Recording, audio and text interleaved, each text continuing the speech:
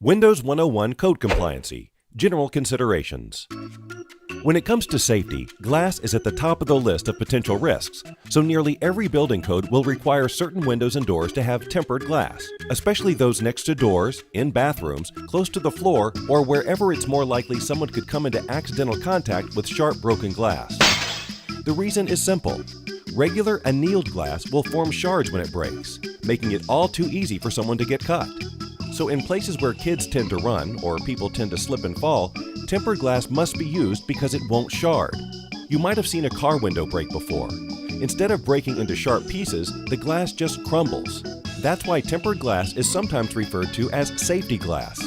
It will still break, and because it's so strong, it's nothing anyone would want to fall through, but it will break apart in such a way to avoid deep cuts and lacerations. A qualified building inspector is a great resource to let you know exactly which scenarios require tempered glass. Another code that may vary slightly by market is the egress requirement. Egress basically means exit, and an egress window is designed to allow a person to exit a dwelling from the upper floor in the case of an emergency. Egress windows make sure the person has the room they need to get out. They also make it easier for firemen or rescue personnel to get into a home. The standard egress requirement is an open area of 5.7 square feet, but that comes with a minimum width and a minimum height for a sash when the window is open. The best thing to do is check your local building code to make sure every project has the right window size to meet any applicable egress code requirement. In certain markets, window glass also plays a big role in meeting energy efficiency requirements. Energy codes can be tricky because they may have a U value requirement, a solar heat gain requirement, or a requirement for both performance standards.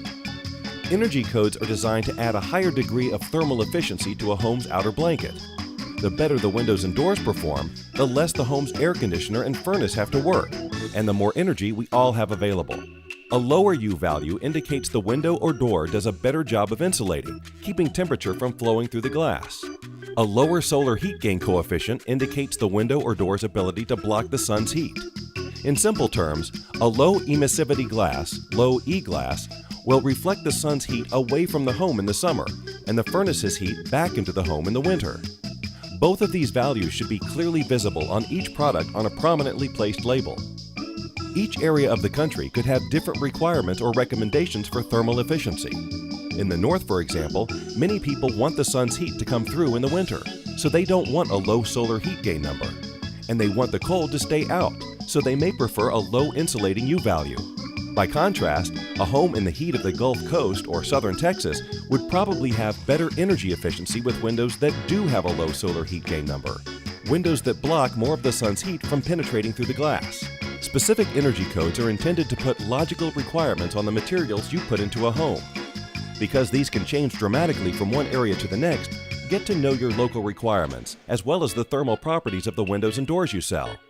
It is common for a window to fail to meet code with a standard glass package, but that same window might become code compliant if you add a low E coating. A simple glass upgrade may prove to be more affordable than going to a completely different window series.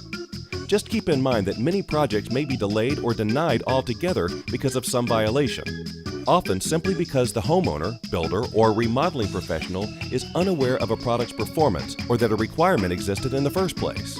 Knowing your building inspectors and seeking their counsel concerning any question is always good advice. We've only touched on a few of the more common code requirements to illustrate how important they can be to your project's successful completion. Remember that codes change and inspectors move on, so do whatever you can to participate in continuing education and trusting relationships with professional partners who can help you navigate building requirements in your market.